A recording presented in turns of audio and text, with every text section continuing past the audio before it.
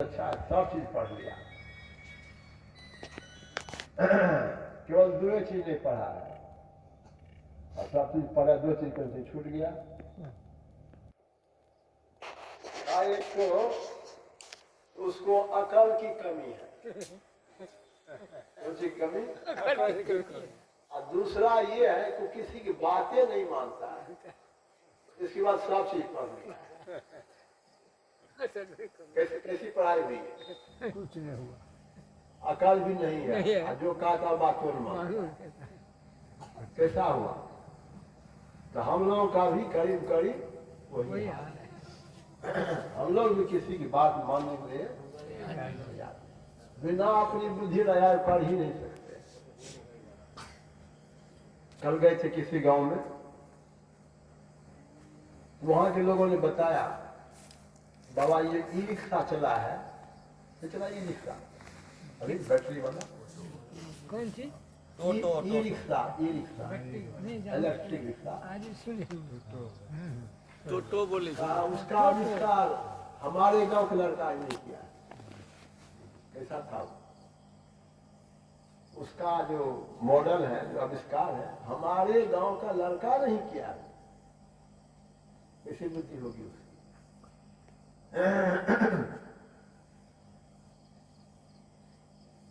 जिनका दरबार लगा हुआ है परमाराज संत स्वरूप महाराज का, कैसे थे? खोखी श्याम में तो जन्म ही हुआ उनका। इनके बाल को कंघी से सुलझा दिया जाता था सुबह में, और रात में जब सोते थे, सुबह जगते थे तो 7 नहीं 6 बनता था, नहीं 8 बनता।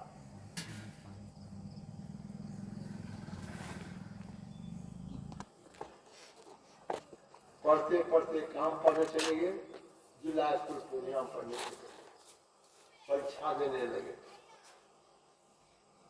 परीक्षा में प्रश्न पत्र का उत्तर लिखने के लिए आया। अंग्रेजी की परीक्षा थी और उसमें कौन सी में लिखा? हिंदी में लिखा, दे घरे कर यही कर भाई भाइये राम सब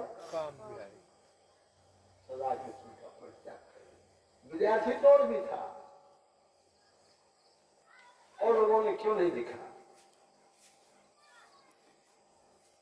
एक ही जिज्ञासा थी कि वेद में जो सत्य की चर्चा आई है उसकी प्राप्ति कैसे होती है।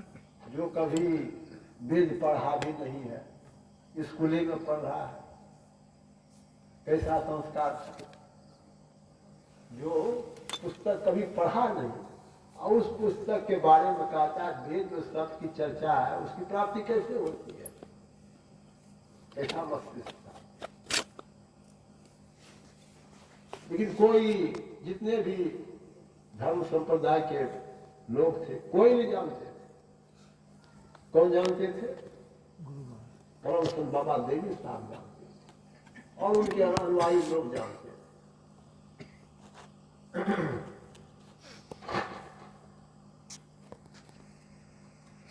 इसलिए हम लोग को क्या चाहिए?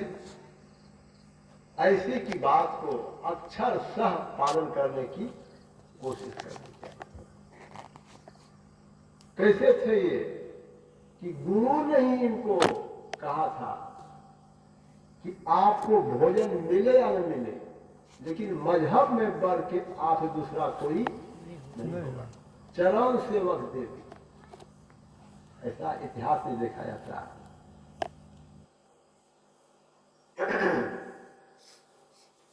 हम लोग क्या करना चाहिए?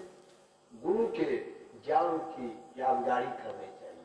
उनका क्या आदेश था, क्या उपदेश था, उस बात को हम लोग सुने, समझे और उस पर चलने की कोशिश करें तो हमारा परम लाभ होगा। बोलिए प्रेम से श्री सद्गुरु महाराज की जय। इसलिए शंकराचार्य जी कहते हैं सदा सुनने जो क्या है वेद और गुरु वचन, त्यागने जो क्या है कंचन और काम। गुरु की वाणी वेद की वाणी कही जाती है, इसको पंचम वेद भी कहा जाता है। कौन वेद? पांचवा वेद। अकाट होती है पानी, उस पानी में जो उनके मुंह से निकल जाता है वो होके रह जाता है। इसलिए आप लोग सेवा में महर्षि में ही अमृत वाणी से, पुस्तक का नाम है, महर्षि में ही अमृत वाणी से परमाराध्य संत समाज का प्रवचन। शीर्षक है संत सहाय दुख पर हित लागी। किसको कहते हैं संत? जो दूसरे के लिए सुखता है। जो दूसरे के हित के लिए दुख सहते हैं वो होते हैं संत। बंदो गुरुपद कंज कृपा सिंधु नर रूपहरी महामोहतम पुंज जासु वचन रवि करणी कर। संत भेष से भी होते हैं और बिना भेष के भी संत होते हैं।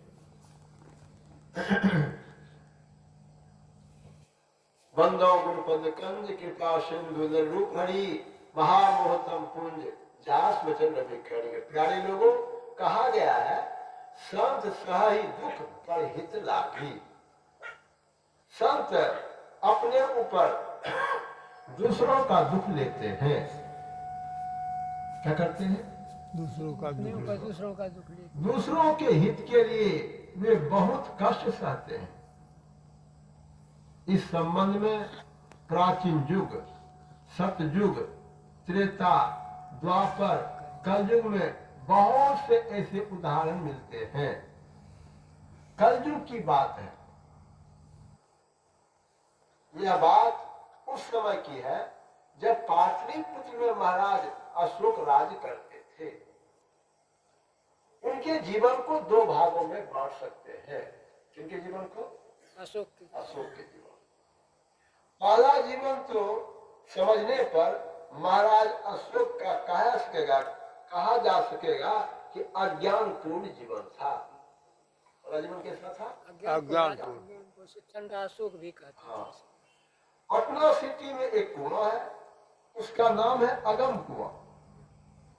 उनका पहले का जीवन कामी क्रोधी था।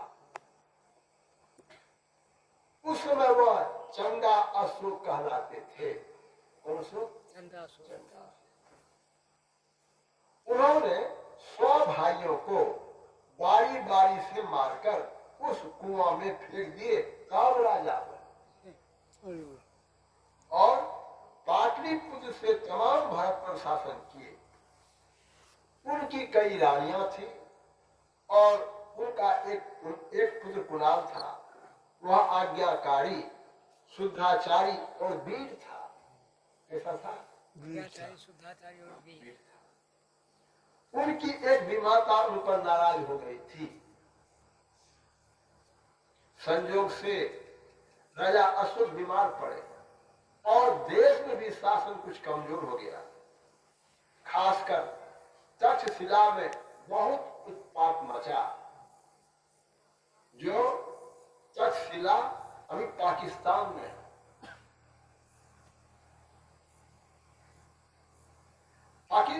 तक्षशिला में एक बहुत बड़ा वैद्य कॉलेज था। वहां गड़बड़ी को मिटाने के वास्ते राजा अशोक ने कुणाल को भेजा कि वहां जाकर शांत कर दो। कुणाल चला गया। इधर जो रानी कुणाल से दुखी थी, उनके चले जाने पर उस रानी ने अशोक को औषधि देकर और खूब सेवा करके स्वस्थ कर दिया। राजा ने खुश होकर कहा, आप हमसे कुछ वरदान मांग लो। रानी ने एक दिन का शासन करने के लिए मांगा। उस दिन के शासन में राजा का मोहर लगाकर वहां के पदाधिकारी को पत्र लिखा कि आप कुणाल की दोनों आंखों निकालकर रानी सहित वहां से बाहर कर दें। किसने पत्र लिखा? वहां के शासक। पत्र पाकर पदाधिकारी ने कुणाल को दिखलाया। कुणाल ने पत्र पढ़ा। उस पर सम्राट की मोहर लगी थी। कुणाल ने कहा, सम्राट की जैसी आज्ञा है वैसा आप करें।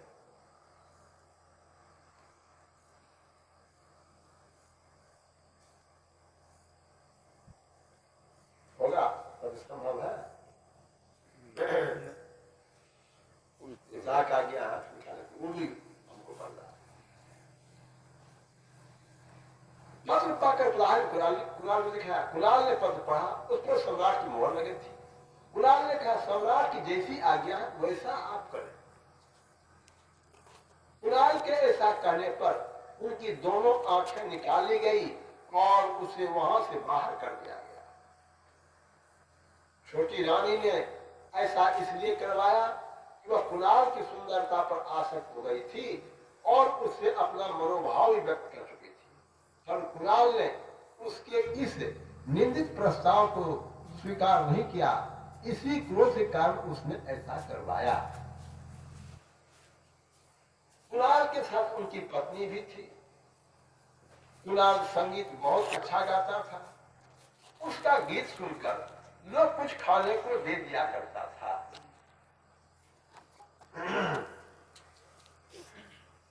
इसी तरह घूमता घामता कुणाल अपनी पत्नी के साथ सम्राट अशोक की राजधानी पाटलिपुत्र आ गया। वर्तमान पटना ही पहले पाटलिपुत्र कहलाता था। सम्राट अशोक के घोड़ों के दारोगा ने कुणाल का गाना सुना तो बहुत प्रसन्न हुआ। उसने कुणाल से कहा कि तुम मेरे पास रहो, इधर उधर कहां भटकोगे। जब जब गाने को कहूंगा तब तब गाना, खाने पीने को दे दिया करूंगा। कुणाल वहीं रहने लगा। हाँ, मैं घोड़ा के दौड़ा के एक दिन रात में कुणाल भजन गा रहा था। सम्राट अशोक को उस रात किसी कारणवश नींद नहीं आ रही थी। बेचैनी की हालत में वे अपने छत पर टहल रहे थे। जब कुणाल का गाना मीठे सुरीले स्वर में सुना तो उन्हें बड़ी शांति मिली। किनको? सम्राट अशोक। उन्हें लगा कि यह कुणाल की आवाज है।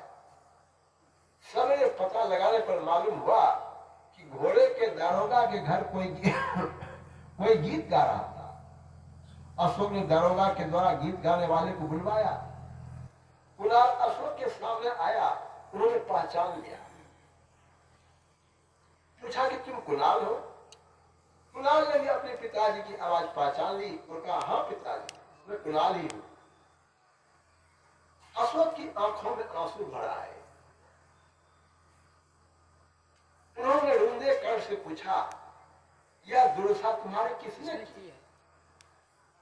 कुणाल ने कहा, पिताजी, आपके ही आदेश से मेरी यह दुर्दशा हुई है। यह कहकर कुणाल ने रानी द्वारा भेजा गया पत्र निकाल कर दिखाया। पत्र पर सम्राट की मुहर लगी थी और लिखावट रानी की थी। सम्राट ने छोटी रानी करतूत जानकर कुणाल से कहा, बेटा, तुम्हारी यह दुर्दशा जिसने की है कहो तो उसे मैं जीवित ही जला दूं। कुणाल ने कहा, नहीं पिताजी, उसने मेरी बाहर की आंखें निकलवाई है पर ईश्वर की कृपा से मेरी अंदर की आंखें खुल गई।